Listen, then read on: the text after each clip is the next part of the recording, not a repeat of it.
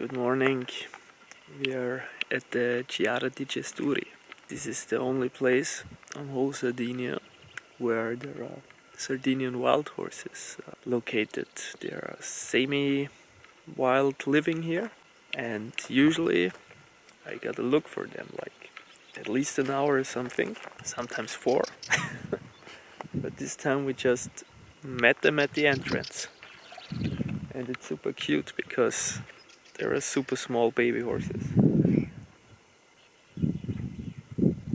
Look at them. The horses are not the only reason why I come and visit this place nearly every time I'm in Sardinia.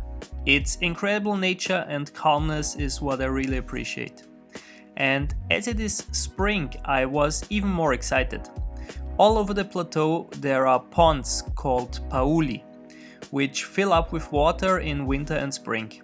The plants currently in full bloom are water buttercups, one of the most important forage crops for horses at this time of the year. Cows are also grazing here. Look at this huge pile. Actually, I expected a lot of orchids here. We didn't find them, but many other plants. One of them is the cork oak, an important tree for the Sardinians and their wildlife. Here on the Giara grows a whole forest of oaks that are harvested every 9 to 12 years. Among other things, the cork for wine bottles is made from them. Apart from human use, the cork oak is one of the most important forage plants for the jay, along with the holm oak. Thanks to its drought resistance, this oak tree can withstand even the long dry summers. Giara horses are very small, rarely larger than an adult human, and range in color from light brown to almost black. Since no fossils of horses have ever been found in Sardinia, it is believed that the horses were naturalized from the Nuraci of Sardinia. Another huge pile. They used to live all over the island, today they have found their home here. By the way, we also got adopted by a dog again, and we also found some more Nuracic remains. Check out the last video for more details about this topic. Still ready? What you can see behind me is the old town of Gairo Vecchio, down here, and up here there is the new town. Gairo Vecchio was often threatened from landslides, and one time it was so immense that like nearly half of the town or even more was totally destroyed, and the inhabitants decided that it's time to leave because it's not so nice when you're constantly being fucked up by landslides. Sorry. So they decided to build the new town of Gairo a bit upstairs. That's where we're gonna go now.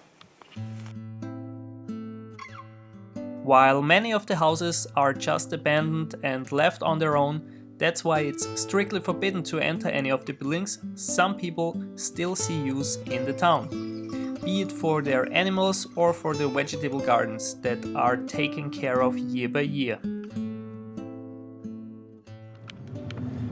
When you're driving through rural Sardinia, sightings like this are very common. Like having cows or sheep in your way, it's absolutely normal.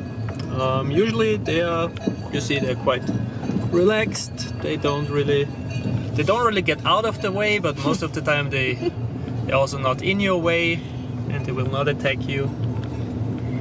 It's quite nice. You see? Baby. Oh, nein.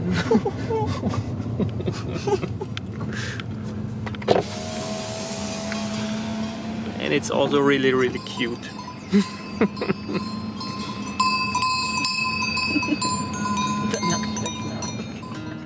Then we got a visit from one of my best friends, Richie. You maybe know him from our GR20 adventure.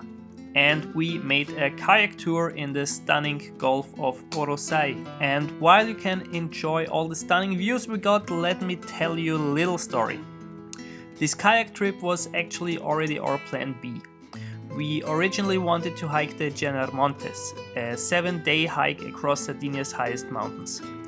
I heard about this trail from fellow creator and adventurer Albertos Channel. Check out his channel if you want to find out what other amazing things you can do on this island.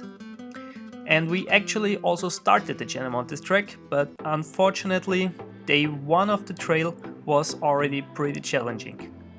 We had troubles finding the path of our self-made route to the actual starting point. And while I spent hours and hours preparing the trail, hiding water and food along the way, I already fucked up on the first day because I relied on the water sources along the way. And to get things to the absolute worst, Richie's ankle made troubles on day 1 and just striked on the next morning, so making a hard 7-day trail was absolutely no option. So we decided to get back to Calagonone and postpone the trail. And that's how we came up with the kayak tour. And while we had amazing scenery, stunning views of the cliffs and caves, this time the windy weather and the unexpected waves gave us a hard time. After only 6 kilometers we made a break at Cala Luna, one of Sardinia's most beautiful beaches, and soon realized that today there is no way to go anywhere else cause the waves were just too high. Anyway, there could be worse places to get stuck at. So we waited for the beach to get empty and set up our tents. While doing so, we even saw dolphins jumping out of the water close to the shore. During the night we had to ignore noisy cows and wild boars roaming our camp, but they were friendly and just checking out. The next morning had this beautiful sunrise for us, and very calm water which we used to go back. Actually we wanted to stay out for 3 days, paddling around 23 kilometers to Cala Golorice and back, but this was by far the best decision we could have made as the sea continued to be rough for the majority of the next few days. With the calm water we had while going back, we were even able to explore some of the caves. Anyway, I gotta be honest here, being unable to finish those 2 challenges was a huge setback for me. And I was really pissed about that. I also considered doing the hike by myself, but the weather was getting pretty bad with new snow and a lot of wind in the mountains, and I wasn't prepared for that. But I promised myself I will come back and do this trail, as I really don't like unfinished business. The last few days in Sardinia we spent mainly relaxing and doing small day hikes. We discovered a lot of really cool nature, plants and animals, and spent days in and at the sea. Right now Amy and I are at Capo Carbonara. Here we have sandy beaches, the most amazing sunsets and an incredible landscape, including views of flamingos, redshanks and avocets. The sea around this headland is also a protected marine area since 1998. So if you're a diver, this is probably your go-to spot here in Sardinia. In a few days we already catch our ferry to our next destination, Sicily. Be prepared for some videos about unique plants, volcanoes and maybe of us eating a shitload of cannoli.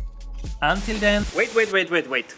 We gotta answer a question first. So, is Sardinia actually Europe's most beautiful island? I'm very sure you can argue about this, but for me, it certainly is. It's not only my favorite island in Europe, but it's actually my favorite place on this whole world. Well, on the other hand, there is a lot of us for explore as well. Anyway, the beauty of the nature, the great food and the kind nature of the locals hit me every time I come here.